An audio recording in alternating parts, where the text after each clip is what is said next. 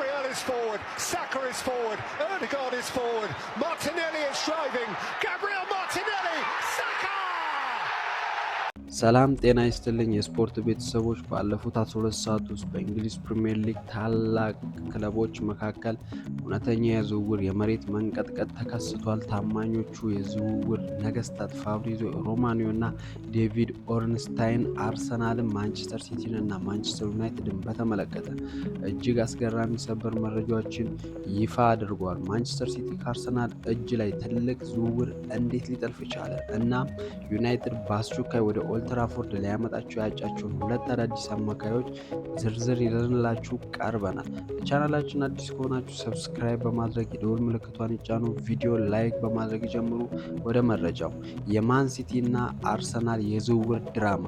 ቀጥታ ወደ መረጃውና ትልቁ ድራማ ስንገባ ማንቸስተር ሲቲ የአርሰናልን የረጅም ጊዜ ኢላማ በመጥለፍ ዝውውሩን ሙሉ በሙሉ ማጠናቀቁን ፋብሪዚዮ ሮማኒዮ ሄር ዊ ጎ በማለት በይፋ አረጋግጧል። መድፈኞቹ ለአንድ ወር ሙሉ ከሌስተር ሲቲ ጋር ሲደራደሩበት የነበረውን የ16 ዓመቱ ድንቅ የክንፍ መስመር ተጫዋች ጄርሚ ሞርጋን ማንቸስተር ሲቲ በ10 ሚሊዮን ፓውንድ ጥቅል ዋጋ ጠልፎታል። ዴቪድ ኦርንስታይንም እንደገለጸው አርሰናል ለታዳጊው የ6.5 ሚሊዮን ፓውንድ ጥያቄ ብቻ በማቅረብ ድርድር ሲያጓትት በመቆየቱ ምክንያት ሲቲዎች በ24 ሰዓት ውስጥ ፈጣን 10 ሚሊዮን ፓውንድ በማቅረብ ዝውውሩን ቀምተውታል። አሰልጣኝ ኢንዞ ማሬስካ ለታዳጊው በግል ደውለው ፕሮጀክቱን አብራርተውለታል። አርሰናል አሁን ሙሉ በሙሉ ከውድድሩ ወጥቷል። ሌላኛው መረጃ የማንቸስተር ዩናይትድ የአማካይ ክፍል መልሶ ግንባታ። ወደ ኦልትራፎርድ ቤት ስናመራ ማንቸስተር ዩናይትድ በአሁኑ ሰዓት በዝውውር ገበያው ላይ እጅግ ተፈላጊ ክለብ እንደሚሆን ዴቪድ ኦርንስታይን አረጋግጧል።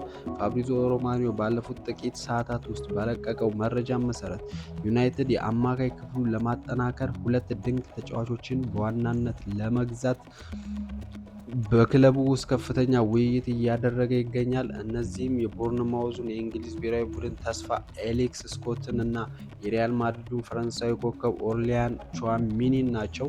ዩናይትዶች ሁለቱንም ተጫዋቾች ለቡድናቸው ፍጹም ተስማሚ አማራጭ አድርገው በውስጣዊ ስብሰባቸው ላይ መርጧቸዋል ነው የሚባለው። ሶስተኛው የአርሰናልና የሚድፊልድ እቅድ የቡርኖ ሁኔታ ሲሆን በጀርሚ ሞንጋ ዝውውር የተበሳጩት መድፈኞቹ አሁን ሙሉ ትኩረታቸውን ወደ መሃል ሜዳ ማጠናከሪያነት አዙሯል። ዴቪድ ኦርንስታይን በቅርብ እንደገለጸው አርሰናል የኒውካስትሉ ዩናይትድን ብሩኖ ጉማሬሽን ከዲክላን ራይስ ጋር ጎን ለማሰለፍ ፍጹም ተስማሚ ተጫዋች አድርጎ ወስዶታል።